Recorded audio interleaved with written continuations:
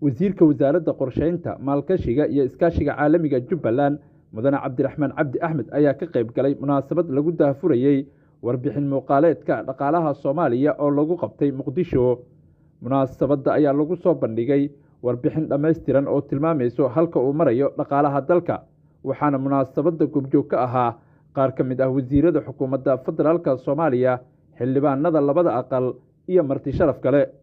wasiirka wasaaradda qorsheynta maalgashiga iyo iskaashiga caalamiga Jubbaland mudane Cabdiraxmaan Cabdi Axmed ayaa warbaahinta Jubbaland uga warbixiyay muhiimadda ay leedahay warbixintan muuqaaleedka dhaqaalaha Soomaaliya oo ay soo diyaarisay wasaaradda qorsheynta xukuumadda federaalka Soomaaliya. maanta ay taariikhdu tahay 28 bishii 3 2023 waxaan ka soo qayb galnay daahfurka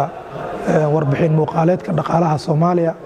oo runtii ahayd barnaamij aad u weyn oo markii ugu horeysay ay soo saartay